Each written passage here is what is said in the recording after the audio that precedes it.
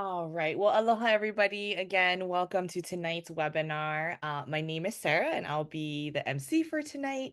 This month, we are so lucky to be joined by Dr. Lisa McManus of the Hawaii Institute of Marine Biology. A short little preview of tonight, her talk entitled Early Warning Systems for Coral Reefs, Machine Learning for Conservation. When reefs face stress, they can suddenly experience a shift from vibrant and productive biodiversity hotspots to ecosystems that with dramatically reduced habitat complexity and species abundance.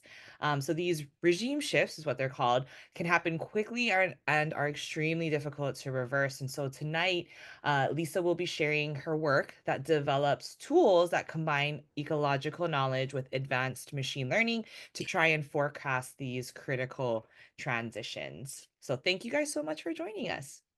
If this is your first time tuning in. We are the Maui Nui Marine Resource Council. We are a 501c3 nonprofit, and we work for clean ocean water, healthy reefs, and abundant native fish in Maui Nui since 2007. And we believe that, when we have a thriving marine ecosystem from Mauka to Makai, that means that our communities, our island as a whole, our state as a whole can thrive as well. And so this means doing several things. Like I mentioned, we are working from Malka to Makai. And so much of our work takes place on land as well as in the water. So just a few of the things that we do, we test water quality at 41 locations throughout Maui. We recently started to help communities restore reefs in their area. And for our Malka work, we train land managers to adopt natural landscaping practices that are healthier for both our land and our reefs. And tonight, we don't usually do this, but tonight we invite all of you, if you feel inspired at the end of the talk, to help critical conservation work continue in Maui. We have a Rally for the Reefs fundraiser happening right now through the end of June 30th to raise $10,000 to help keep critical conservation work happening in Maui. And guys, we are like halfway there, and I'm so excited that we're halfway there. And there's just so many people, even offline, that have donated to the cause. And so, we really appreciate the support from all of our community. Every gift, no matter the amount, really helps to make a difference. So we're almost there, guys. So if you feel like joining us, we would be so grateful for the support.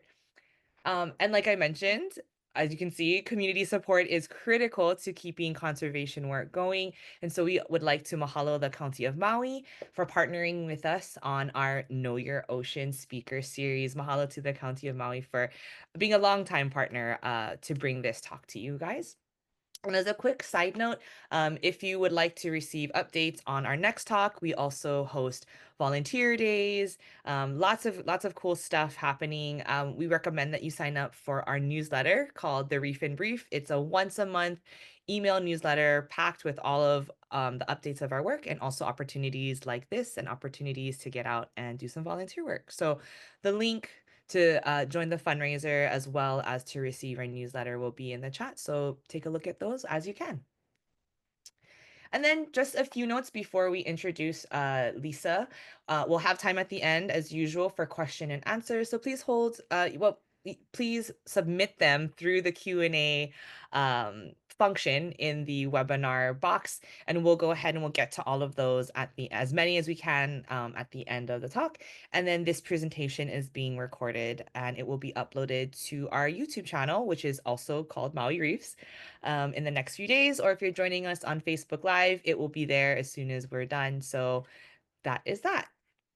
Okay, and now for tonight's presenter, Dr. Lisa McManus is an assistant research professor at the Hawaii Institute of Marine Biology, the University of Hawaii at Manoa, and she specializes in coral reef ecology.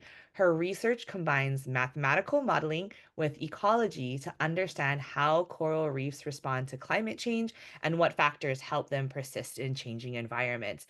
Dr. McManus developed an early connection to coral reefs growing up in the Philippines and has since studied reef systems worldwide. Her perspective bridges theoretical ecology with conservation using mathematics and computational approaches to identify patterns, and that might help protect these valuable ecosystems.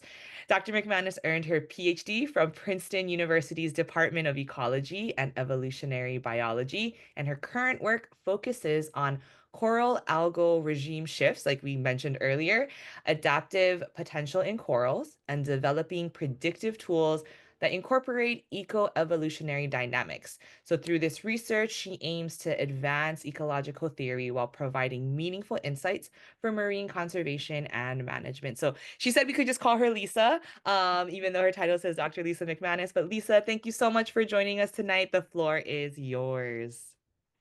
All right. Well, thank you so much, Sarah. And I want to thank all of you for tuning in tonight, and also the organizers at the Maui Nui Resource Council for this opportunity.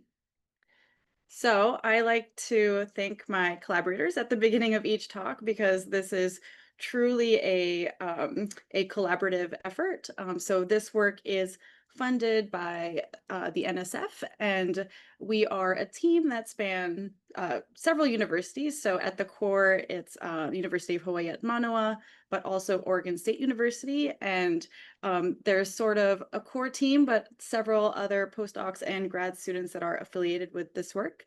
And I also want to acknowledge my lab group, the Marine Ecological Theory Lab, because they are the true drivers of innovation in my research. So I just want to say a little bit about myself.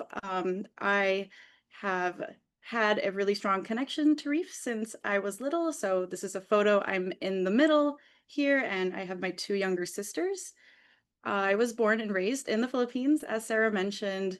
Um, Most of that time was spent in Quezon City, but my parents are actually both marine biologists. And so when I was very young, we lived in a small coastal town called Bolinao. And so, being around the marine field station there and spending lots of time in the water, I think that really instilled a deep love for the sea for me. Um, we also eventually moved to South Florida, so I got to know the reefs in Florida and the Caribbean. And since about 5 years ago, I've been living in Hawaii, and I have the great privilege to both live and work on the windward side of Oahu, and now I live in Kahalu. So today I'll be talking about some research, and I want to put a disclaimer that this research is in relatively early stages. So for most of the talk, I'll really be focusing on the vision we have for this project in the long term, as well as the general approach that we're taking. But so in terms of forecasts in general, what most of us will be familiar with are forecasts for the weather, most likely. I'm sure many of us check the weather today at some point. So, but as an example, here is a hurricane tracking map. And with these types of products, we can see where the storm is, we can see where it might be heading, and how strong the storm might be when it arrives at a particular destination. And in some respects, we do already have forecasting tools for coral reefs. So on the right here, some of you might recognize NOAA's Coral Reef Watch system. And this team has been providing what are called degree heating week forecasts. And so basically that's temperature stress predictions for reefs.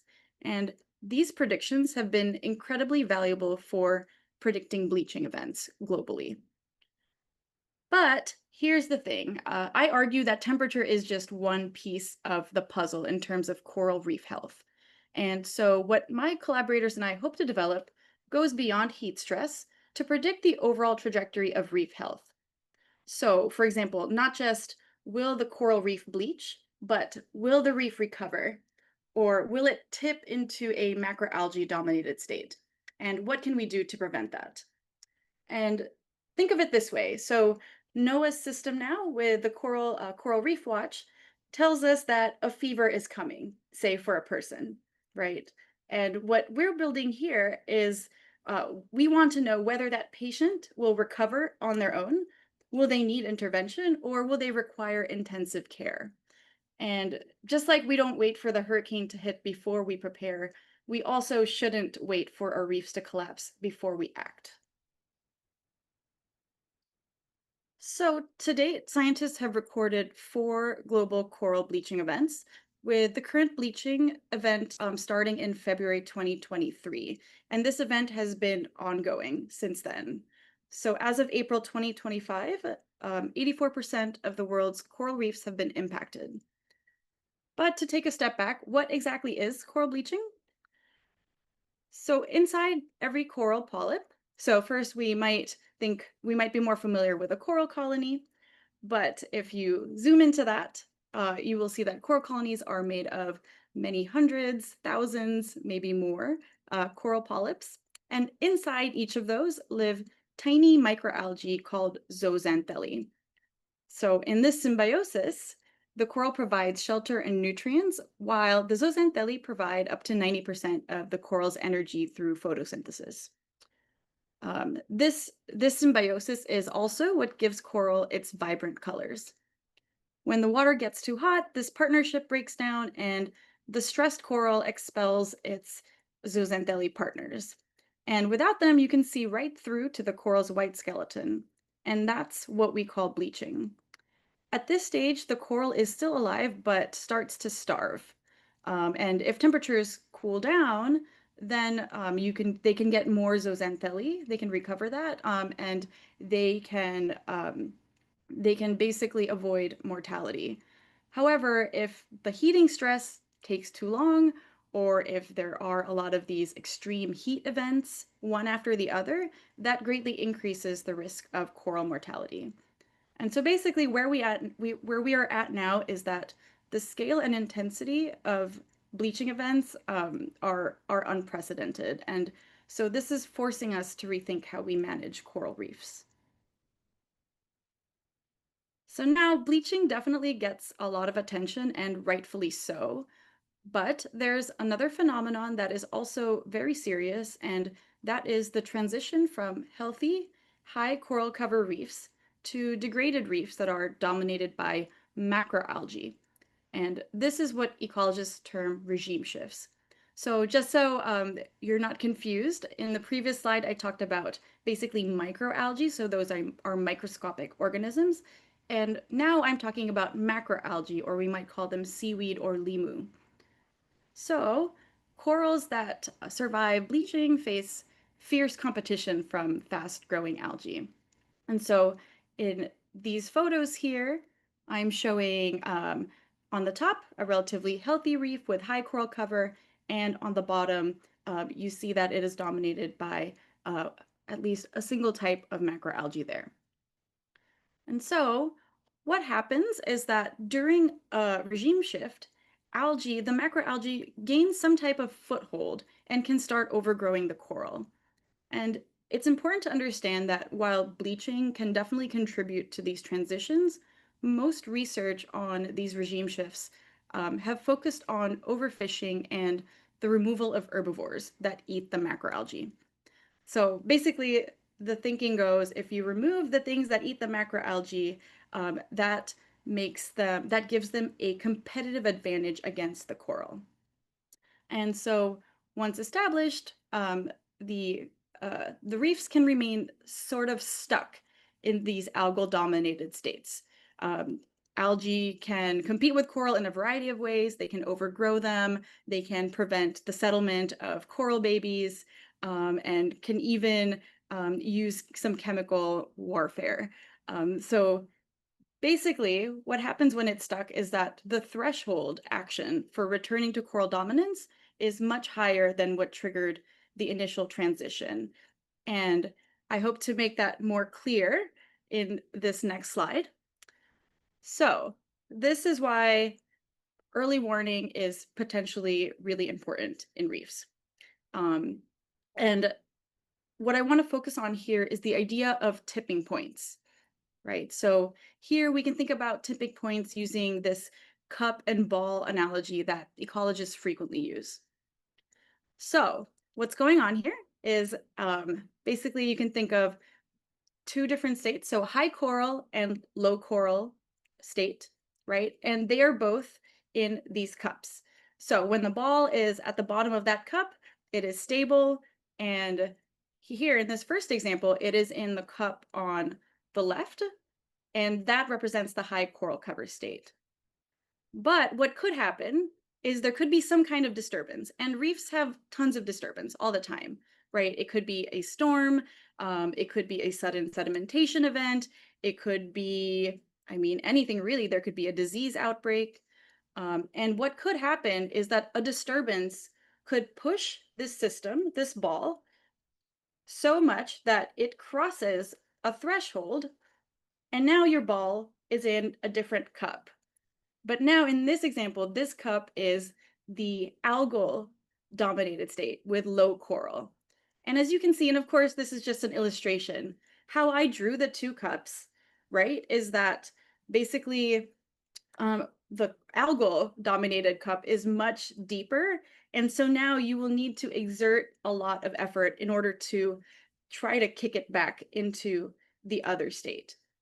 And what's interesting here from an ecological perspective is as this ball is moving, so going from here and maybe it's just going a little bit higher up, approaching the threshold, you might not be able to see a very clear difference until, of course, you tip over and you are in a completely different state.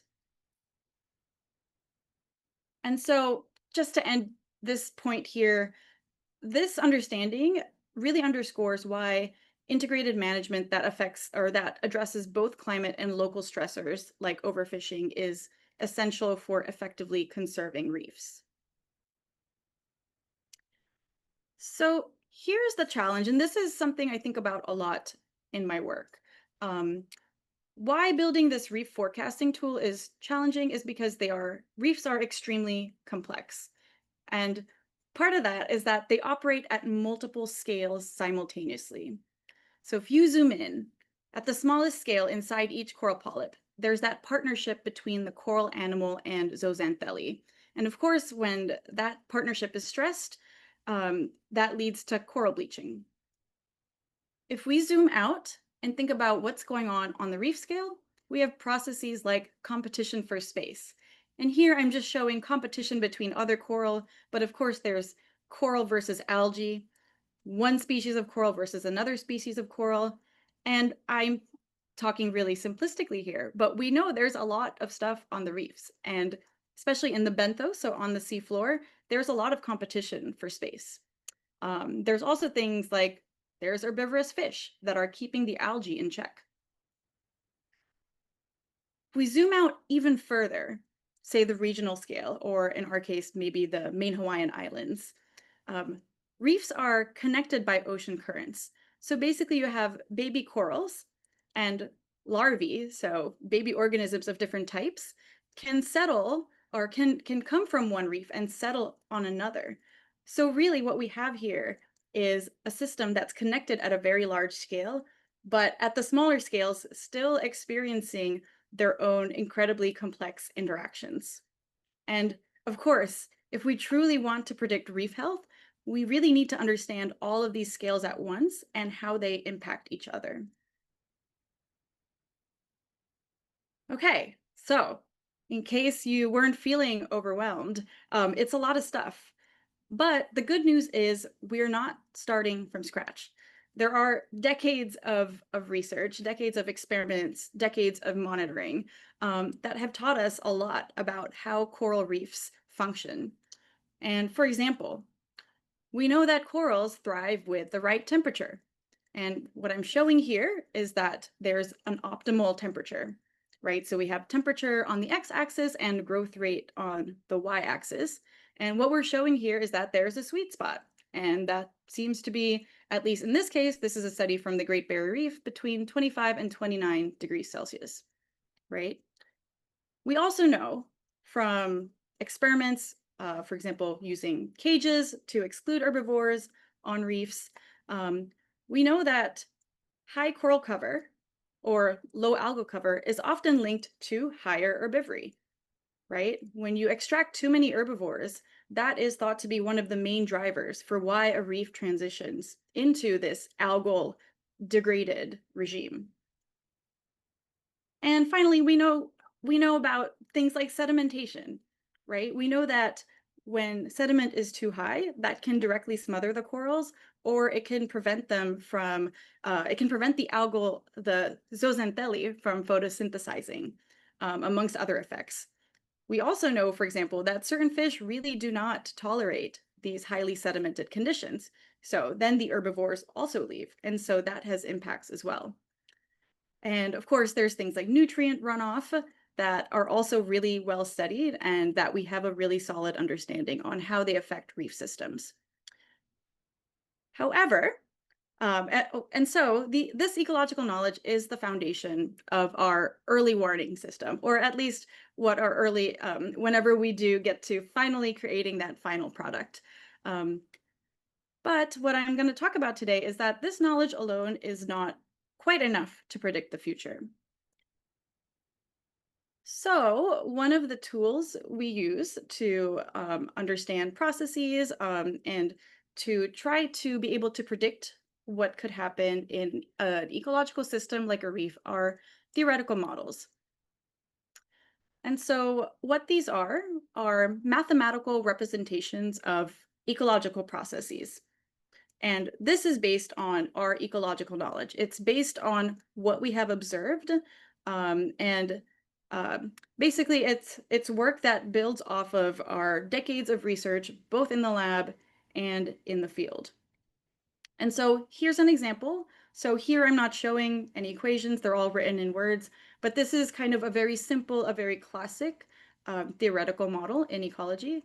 So we have the change in abundance of something, so say coral cover on the left-hand side, and we write out equations for what its population growth rate is, right? How much area per year, for example. And then in this particular example, I've also considered, well, what is the rate of new new individuals coming into the population? So another interesting tool that has received a lot of attention lately are called neural networks, and this represents a subset of approaches in machine learning. Um, and I know sometimes machine learning can be confusing. What exactly is it? But in the simplest sense, I would argue that it's pattern recognition at very large scales, very often very high data is required here. And so, how neural networks work is that basically they're inspired by the human brain and our own neuronal connections. Um, but basically, this tool, the network learns to recognize patterns through interconnected artificial neurons. And basically, what happens is you give the network some training data, right? So basically, you're giving it some examples. You're like, okay, this is what I want, right? Like if things look like this is what it means. And then it goes through, and then basically the neural network is adjusting its connections based on mistakes. So it's highly computationally intensive, right? So it's doing a lot of trial and error. It's just trying different things, and then um, eventually is able to recognize some type of patterns that maybe you wouldn't be able to figure out yourself with traditional, say, statistical approaches. And there's a lot of applications for machine learning and neural networks, including image recognition, language translation, speech processing, and of course, in this case, prediction. So I want to talk about the two approaches I just mentioned, right? So I mentioned machine learning and theoretical models. And they kind of both have their pros and cons. Like I mentioned, machine learning approaches tend to be very data hungry because they're doing that trial and error and just trying different things. So you need to feed it a lot of examples in order for it to work well. Um, Once you do have whatever the machine learning model, or once it produces something for you, it can be quite hard to interpret. You're not quite sure what it did in order to get the answers that it's providing you. Um, and what this last part means is that if you give it, if it learns a particular set of data, but then you ask it to predict things, say, say if you gave it Hawaii data and now you want to know what's going on in the Philippines, it might not work well because you didn't give it the chance to explore what's going on in this new place. On the other hand, theoretical models tend to be quite abstract and highly simplified. So often, I'm a biologist by training too, and I had to learn that the models don't need to include every single thing, but that is definitely something that is hard to convey to other biologists sometimes. Because of this simplicity, you kind of end up with limited precision in terms of the predictions you can give. And lastly, it can be difficult to actually test if your model was actually good or not. Um, and I think at the heart of this project that I'm sharing today is this question. It's that, can we get the best of both worlds here? Um, can we get the power of theoretical models, which are based off of our ecological understanding, but can we combine that with the power of machine learning that has the ability to find these patterns that might not be there, obviously? And so that's exactly what this project is. So my team and I are working on a set of tools. And basically, the idea here is to use machine learning approaches, but also combine that with ecological knowledge. And in this case, what I mean by that is theoretical ecology. So, or theoretical models, basically. So here's an example.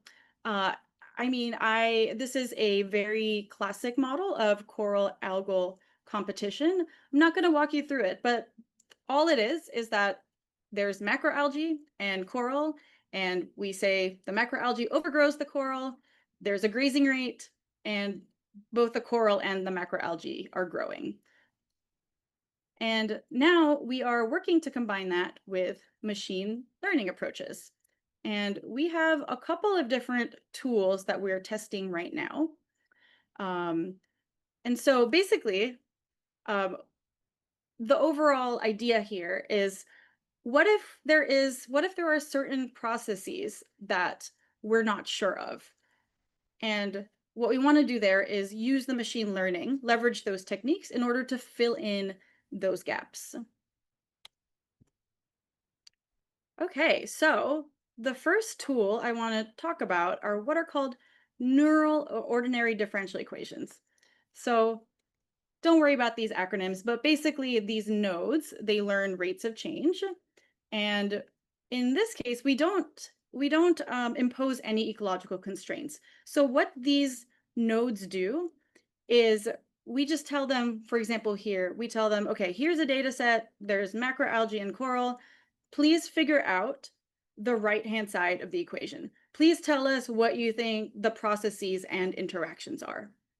Okay, so it's basically this, we're just telling it what we want you to spit out is an equation that tracks the change in algae and coral over time, and please figure it out for us. We won't give you any information, right? So that's what it is. Both sides, the full thing, just use the data and tell us what the equation should be, basically.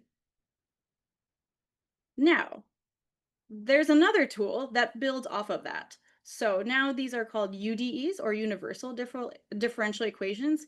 And these UDEs are what I would call the true hybrid theoretical ecology and machine learning approach.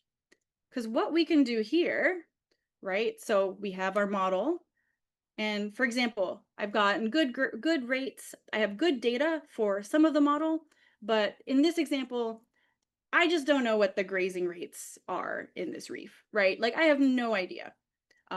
It would be really hard. There's maybe hundreds of species, and I don't want to follow hundreds of species and calculate their bite rates, right? So that's just an example. Say we don't know the grazing rate.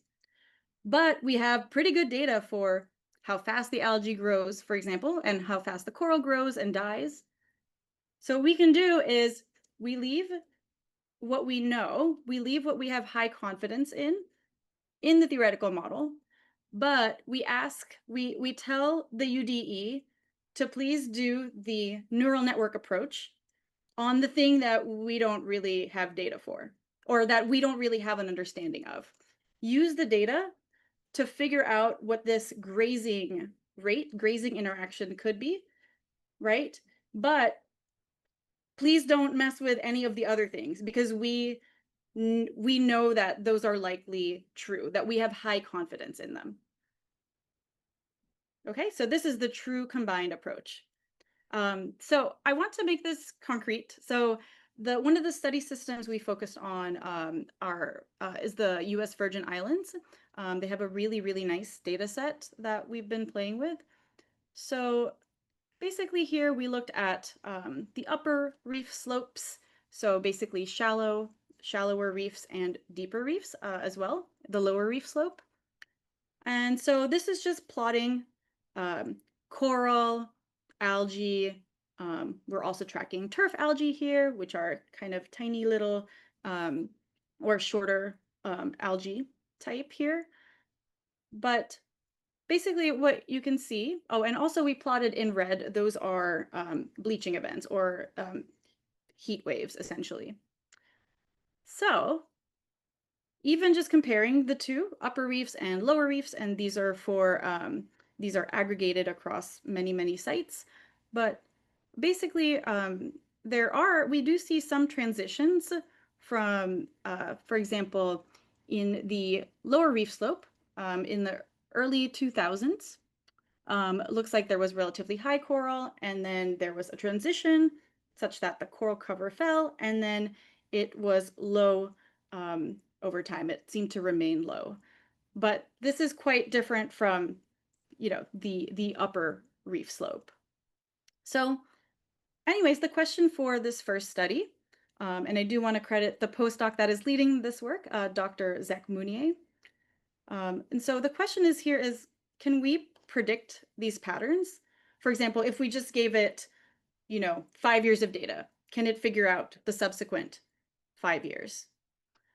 So can we predict these patterns? And also, can we give any insights about, what to expect before we see a transition, for example? So this is just going over our methods. We were focused on the US Virgin Islands, and they have between 16 and 21 years of data for 25 reefs.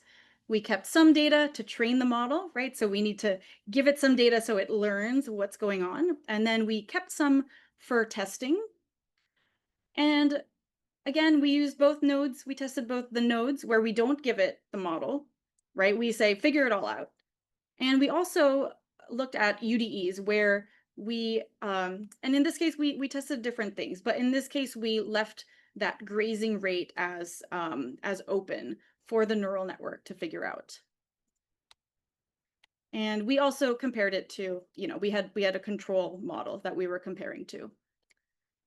Okay, so I know these are a lot, but basically what we're looking for here is we have the testing data in circles, and the model does a good job if the lines connect the dots. And I would say for this first one, not so bad, right? So this is the node. We didn't give it a model, and this is for the upper reef slope. So I would say for the most part, it's doing a pretty good job. We didn't feed it any ecological constraints, and it seemed to figure out what was going on. The UDE also looks pretty good.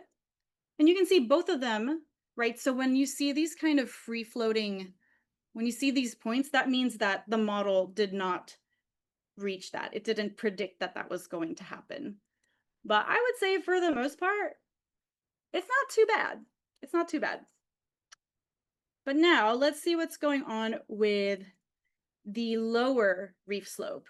So again, what is ideal here is a connect the dots kind of situation, right? And I will say this for the node, for giving it no information, it doesn't really do a great job. Um, you'll see over here, we're missing a lot of the high algal points, and it completely misses this trend here, this initial decline. The UDE, on the other hand, does a better job just eyeballing it. Of course, we have metrics and ways to compute the precision and accuracy of these models. But for this lower reef slope, I would say at the connect the dots kind of game, the UDE did a much better job predicting what was going to happen next. And this just summarizes what I just said. Basically, that first set of plots, the nodes and the UDEs, and I will say the null model was just we assumed that the reef was unchanging from year to year. So, or basically that the year or the reef, the coral cover at one time step was the same in the next one. So that's the null model. And all of those three did pretty well for the upper reef slope. However, on the lower reef slope, the UDEs had a much better performance and were actually able to capture a potential regime shift. Okay, I'm stepping back now. I did that deep dive to show you some of the results, but now I'm stepping back and kind of transitioning into more bigger picture takeaways. So overall, the work is still in progress, as you can see, but the overall approach looks kind of promising, but we do have a lot to explore still. I will say that I feel like at this point, our team has developed these foundational methods, and now we just have to test them in many different ways. And that's exactly what I'm going to be talking about in this following slide. So we have a lot of ongoing work. So, of course, we're playing with data from more reefs, and I do have a grad student here, Nathan Fitzpatrick, that is focusing on Hawaii. So we'll see what data we can use to sort of test these approaches.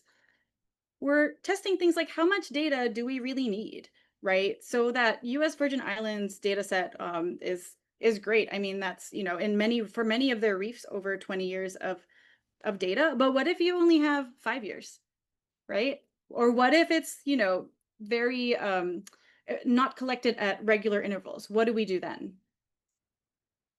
Um, we also are simulating our own data. So when you simulate your own data, it's nice because you know exactly what's going on. So we're basically simulating data and seeing if the model can figure out what's going on. And we're testing different environmental factors. So we can also incorporate things like, oh, I have a time series of storms, of bleaching events, of for example, here in Australia, crown of thorns starfish or sea stars are very voracious coral predators. We're developing a lot of tools. So we do have a package out in a programming language called Julia, but we're working on one in R, which is what most ecologists use. And of course, eventually we want to broaden to other more accessible user interfaces. And I just added this because we found some kind of interesting stuff, and I don't super know if it's real or generally applicable across areas, but it seems like our models can either it seems like there's ones that are really good at predicting what's happening in the next year versus, like what's if I give you coral cover for 1 year, what's it going to be the next year? Right. So some of them excel at that, but then some of those models can't seem to figure out if you're which cup you're in, right? So it seems like some of them work better if you're staying mostly in that one cup, right? And then there's others that don't do well year to year, but they're more sensitive to these these critical transitions. So we're still exploring that. It's interesting, and hopefully we can figure out a way so we have a set of tools that works for everything basically, but we're still exploring that. Um, so other future directions, of course, I mentioned the Hawaii, focusing on Hawaii, but we're also really interested in what happens when we consider that these reefs are connected. And I feel like the next phase of this project is to work with resource managers to see what kind of tools they would need or want, right? We probably wouldn't just give them Julia code and expect them to use our tools. So we would be interested in understanding what types of products would be most helpful. Um, and yeah, so wrapping up here, I in my lab, I develop both ecological and evolutionary theory, and recently have moved into this space where I am trying to incorporate these machine learning tools, and um, ultimately we aim to inform both the data collection, the research side of things, but also eventually, of course, the conservation side, so that we may actually be able to do something to help coral reefs. Um, I'll say to wrap up here, the best time to save a reef is before it needs saving, right? So that's ultimately um, what we had in mind for this project, is that once you are already in a degraded state, it's so much harder and takes so much more effort to get back to that healthy state.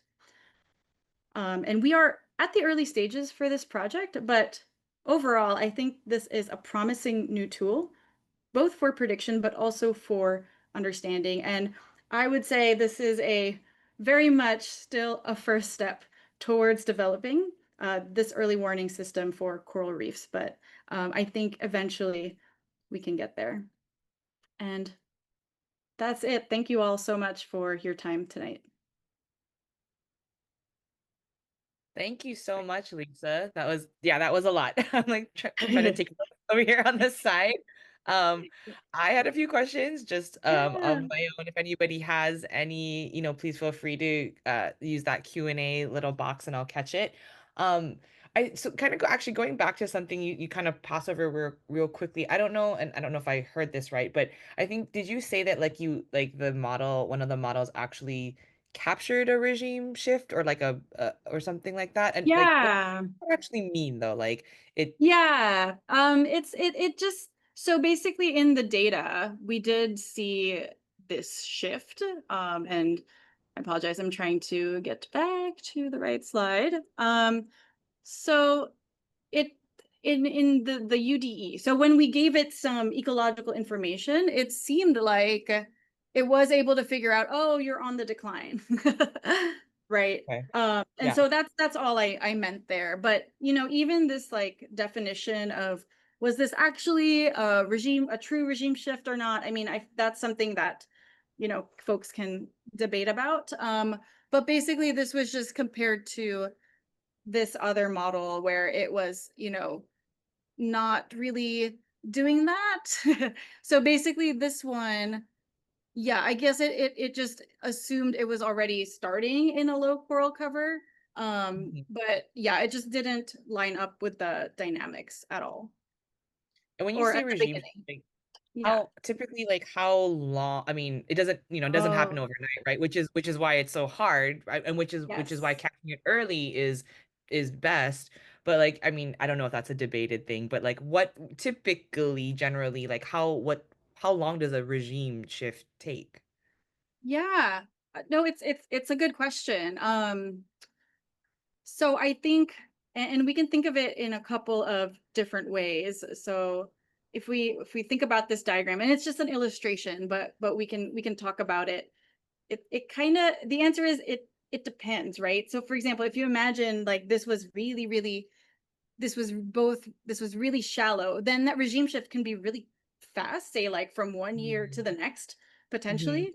But we would need some information about the system because Right. often what people write about or what is captured is that, oh, well, we were here for like decades, and decades later we're here, and it's Mhm. not, we don't know why, like we have stopped fishing, or that kind Yeah. of, that's like that's where we are. And so noticing it for us maybe took decades, right? Yeah. But in Right. terms of how rapid that was, I mean, yeah, probably less than that, say like a few years. I mean, it depends, I would say. I mean that makes sense because like I mean I think we all on this call or Zoom know like every place is different. The Yeah, condition of the two cups, if you want to use that analogy, right? yeah, Like it's the cup always just starts at a different place. But I was just curious to know if there was generally a time frame.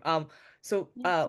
an attendee, somebody's asking how pervasive are these macroalgae regime shifts across reefs worldwide? And I'm not sure if you can speak to the second part, but if you can, great. What is being done to address the overfishing of herbivores to reduce this risk? If you've seen any. Yeah.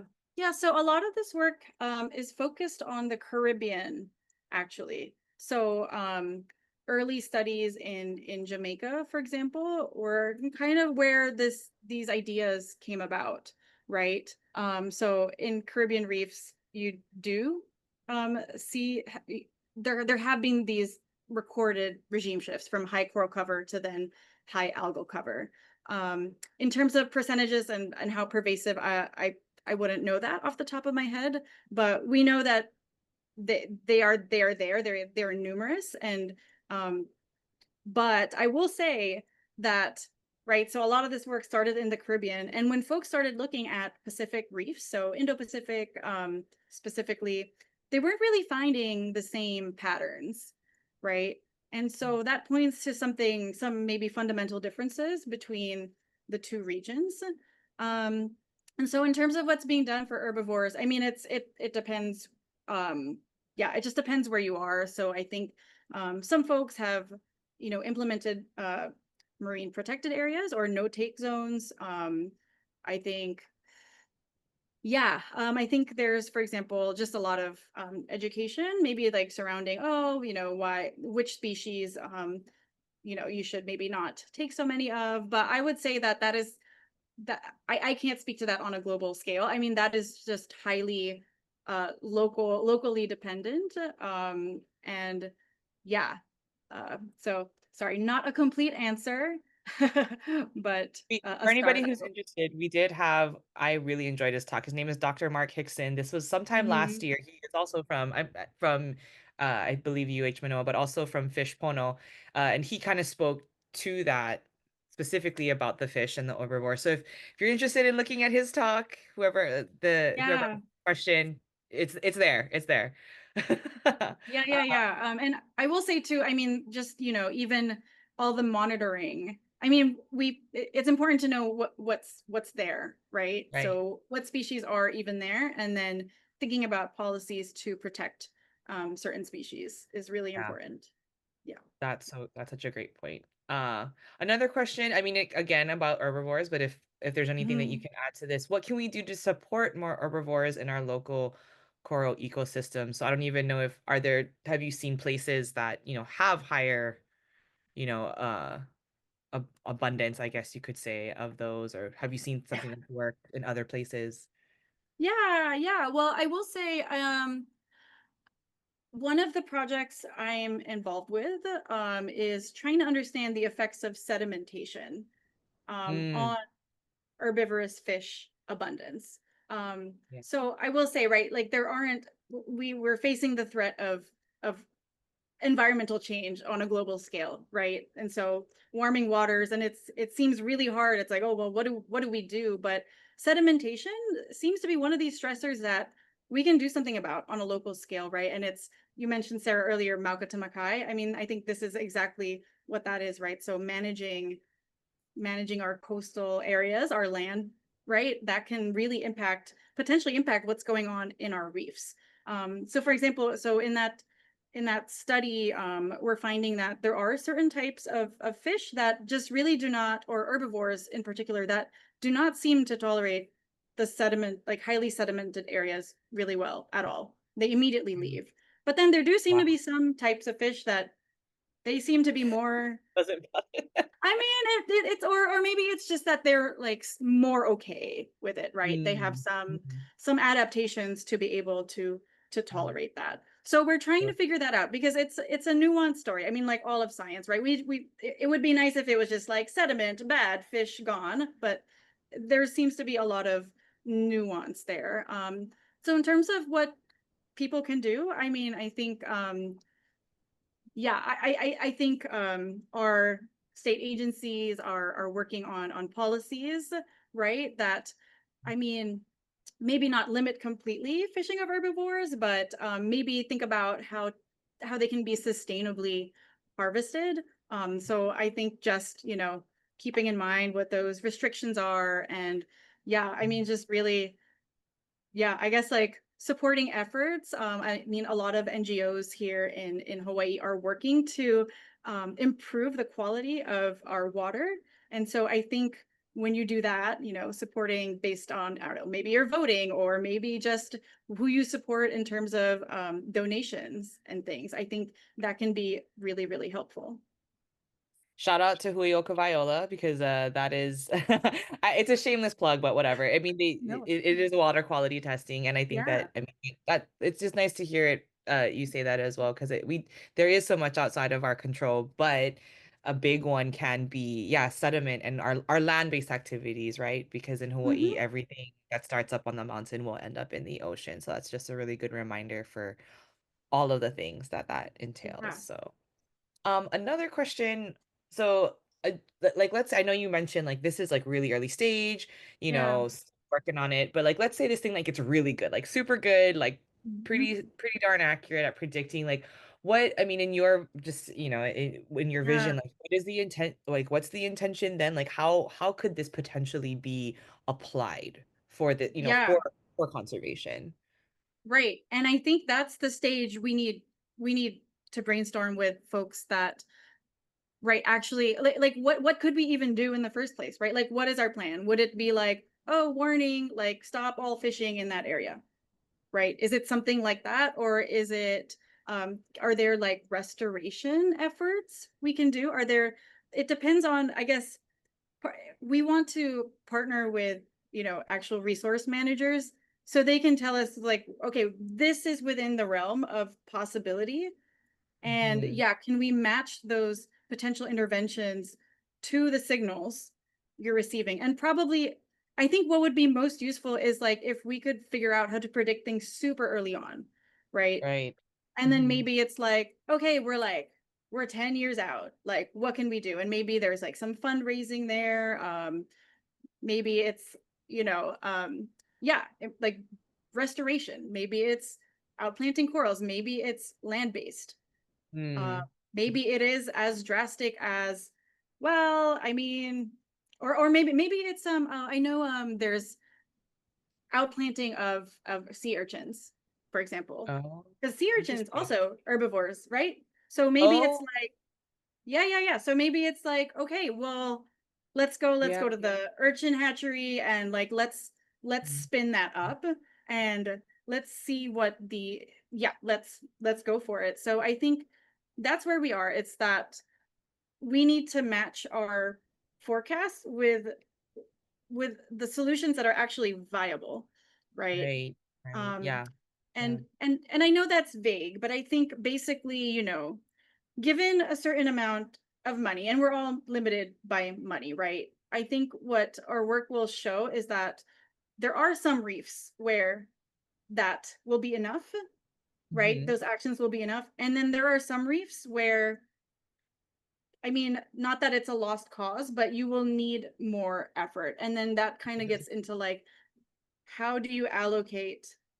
Resources. Yeah. How do you Yeah, allocate resources? Yep. sure. Okay, thanks for that.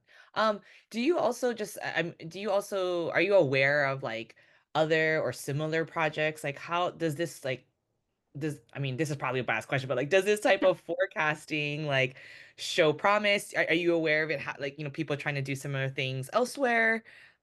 Is it just Um, kind of like a like not a movement, but Yeah, well, I would say the ideas are relatively new, in general, just broadly yeah. speaking. Well, I mean, I don't know, because people will argue, oh, well, that's been around, 20 plus Yeah. years, or whatever. But I would say now with combined with computational tools, I will say the application to ecology is a pretty small field, right? Hmm. And so I don't just mean marine ecology. I mean like, all the terrestrial folks, like So Yeah. folks thinking about, yeah, Yeah. forest dynamics. Yeah. So I would say it's a pretty small community. Okay. And Okay. these methods are from physics, or physics and Right. computer science. And so like we're still, and there's like, we're kind of bridging those worlds here, because basically Mm. what we are a team of ecologists that can kind of can kind of Yeah. communicate with the physicists, Right. computer scientists. So I would say it's the ideas are spreading, but the application to ecology is relatively new. I also want You. to highlight, a lot of machine learning. Remember I said data hungry? I mean, like, Yeah. the a lot of the experiments from like physics, for example, I mean, they're taking data every like second or fractions of a Yeah. second, right? And then we ecologists were like, well, I have like 10 years over, I have 10 time periods or 10 surveys, and like they're mismatched in this way. And so even like applying the things, right? Like, what do you do when you don't have as much data as like what you would produce in a physics or computer science simulation experiment, right? What happens when you just have, yeah, basically 10 years, maybe less, right? Or Yeah. sparse data, as we Yeah. call it. And Yeah. it happens. It happens. Yeah. Okay, last question. Do Yes. you, I mean, it's funny because I didn't think about it, but you just brought it up. Like, again, I mean, this is in the future, but if the, do you see that this is right now being applied to reefs, but could you see it having value for other, I mean, like you said, terrestrial, like those kind, I Yeah. mean, whatever, challenges they're facing on land. Yeah, yeah. So regime shifts are very interesting in general. So actually, yeah, for anyone that is going to the Ecological Society of America meeting, we're hosting a workshop there. But yeah, we foresee this being applied to whatever data sets you might have. So for example, I've talked to folks, and this is still marine, but rocky intertidal systems, which is Mhm. really cool. And sometimes they're dominated by, one type of mussel versus, maybe like a kelp or something like that. So there's interesting dynamics there. Classic regime shift examples are, savanna or forests versus grasslands in savannas. So, I mean, I Mhm. think this work applies to that as well. So basically, it's meant to be applied anywhere. And actually, this proposal was not just for coral reefs; it was coral reefs and lakes, which also Oh, exhibit interesting. regime shifts. Okay. So Oh, yeah, wow. and also even, yeah, so basically it's meant to be very very broad. And the reason this talk is coral focused is because I am coral focused. Yeah. So And so just are a, we. So it yeah, works. exactly. Yeah. Well, thank you so much, Lisa, for your presentation and for fielding all of those questions. We really appreciate you being here with us tonight. I just want to thank also our partners and our supporters, so many people in the community that do care about conservation and wanting to see this work continue on for a very long time. And of course, thanks to everybody who tuned in with us tonight live. And if you're watching the replay or if you're on Facebook, all the places. Thank you guys so much for being with us tonight. We hope to see you guys next time. But until then, we'll just say aloha, ahui ho. We'll see you next time.